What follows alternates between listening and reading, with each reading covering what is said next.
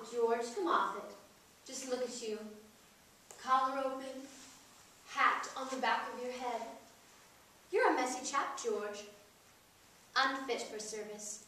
What would the customers think, my boy? Not worth the price of an admission ticket. Just shows what the country's coming to. Even the Mounties have gone downhill.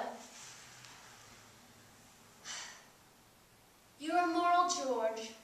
That's what. You're not respectable. That's what. And you're not nice to girls.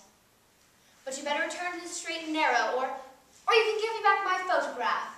You may have my body, but you don't have my soul. And you won't have my body for long if you don't pull yourself together. Comb your hair. Take orders. Leave the other girls alone. And go out and get your man. I'm not going to throw my life away on a Mountie without principles. It's not respectable, is it, George? The customers wouldn't approve. Don't touch the living statues, miss, if you don't mind. I wasn't touching them. You were touching the side of Winnie's face. I saw. You're wrong. You were running your fingernail down Winnie's face. Now that wasn't nice. I wouldn't do such a thing. I wouldn't. And I was standing beside Sherlock Holmes, not Winston Churchill. Poor Winnie. Everyone wants to scratch his jowls. Please, I didn't do anything wrong. And I can tell a famous detective from a wonderful old Prime Minister. The wax is poison. What? That's right. Deadly poison. It produces a fever and a rash as red as strawberries. Blindness, too. It also affects childbearing. Little newborns come out looking like little transparent corkscrews. But I see you're not pregnant. You're lucky. I only wanted to see if it was hard or soft. God, the curiosity of people off the streets. Did it feel anything like skin? Well, did it? Yes.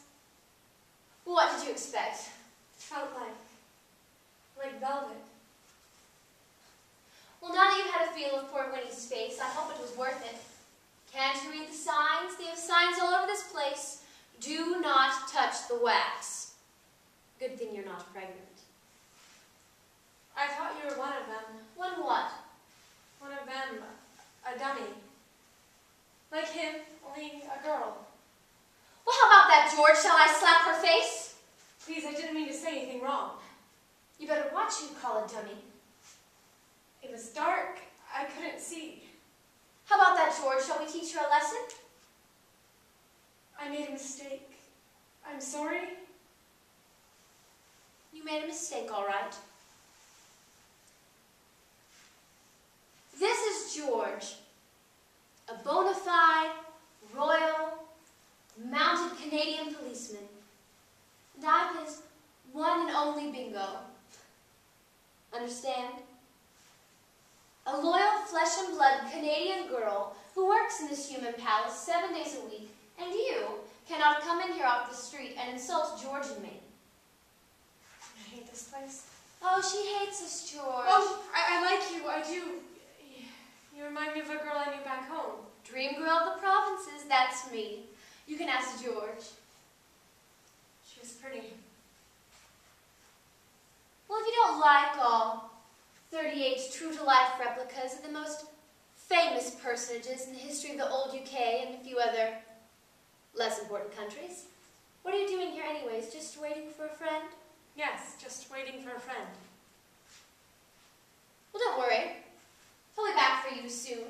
If he doesn't hurry, we'll send George after him. Okay, George? He's here already.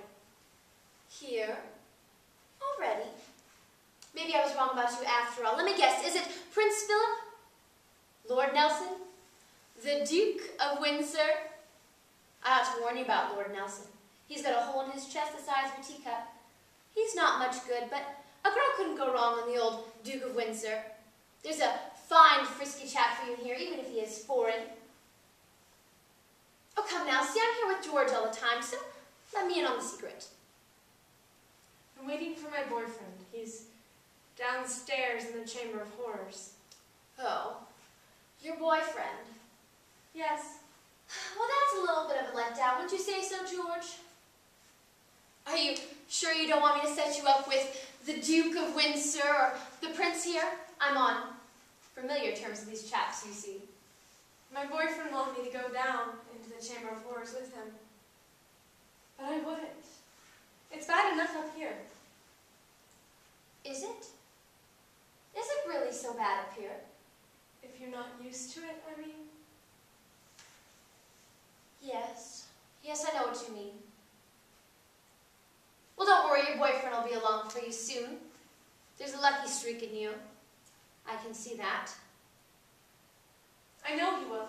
And then we're going to be married. Oh, that's the ticket. He asked me already. I said I would. He popped the question and you acquiesced. Is that it? I said I would. And you didn't think twice about it, did you? How's that for devotion, George? He could have any girl he wanted. He looks like him. Well, how about that, George, your rival? His name is Frank? And now he's gone off and left you. You men are all the same, my boy. No good. I hate this place. It gives me the fidgets. Doesn't it give you the fidgets? What, you'd rather be out on the street with Frank, is that it? Well, who wouldn't? We were walking along together eating ice cream. The sun was warm. I could hardly see from the glare. There's a horse-drawn carriage parked at the corner. I could smell the horse. And then Frank stopped dead in his tracks and says, "Well, what do you know, Sally? I'm in the wax museum. Let's take a look inside. You're only young once. You game?" I told him I wanted to take a ride in the carriage like other people. He said we could do that later. We just had to have a look at Cleopatra, Queen of the Nile. They all want to see Cleopatra without her bra. Can you blame them? Not Frank. Frank's always been interested in history. And Mooseneck Betty, did he put her into historical perspective too? I wouldn't let him look at Mooseneck Betty. Oh, he looked all right when your back was turned. And you know what he was thinking, don't you? Mooseneck Betty's had more in her navel than most people have had in their quivering guts heaped up in a pile. She's our only hope. She's been deported. She'll spend the rest of her life in the tropics where she belongs. Tell the young girl, George. Tell her that Mooseneck Betty is right here next to poor old Winnie where she belongs. The young girl seems to have forgotten, George. I haven't forgotten. And I can't stand being in the same room with her. I hate her. I hate them all.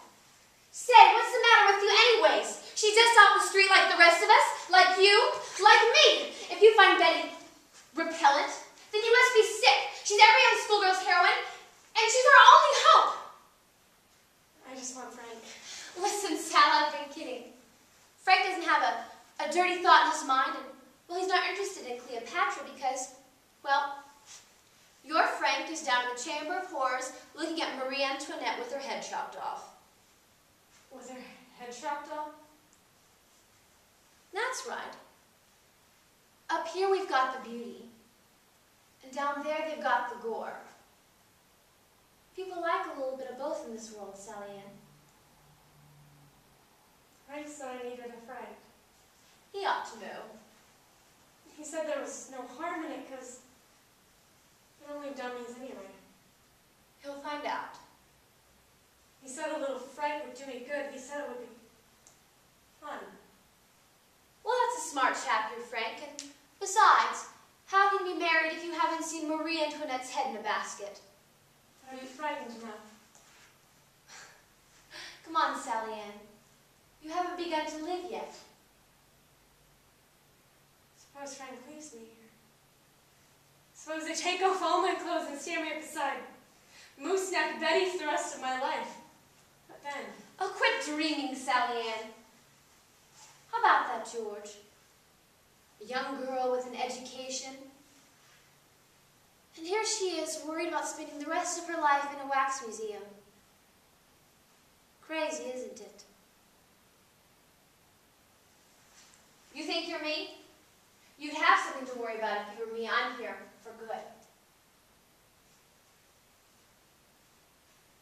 Turn me into a freak, won't they? There are no freaks in this place, Sally Ann. Only people. But you're okay. You've got your man, and he'll come back and take you outside and take you to a 2-room flat where you can wash your underpants in the sink and drink 3.2 beer with the other dead Canadians. And you can spill your cookies in the snow of Montreal. You're the last of the virgins, but who really wants to be a virgin? I'm sick. I've got to have some water. There's a bubbler around the corner next to Tarzan. He's the only American in the place. I'm not going out there alone. Frank will buy you a beer. Don't worry. No one will buy poor Bingo a beer. I'm in this dump for good. I'm George's bad girl, you see. I'm his prisoner of love. Isn't that right, George? Got a sandwich in my bag. Maybe that'll help. Of course, it'll settle your stomach. You virgins are all the same. Isn't that right, George?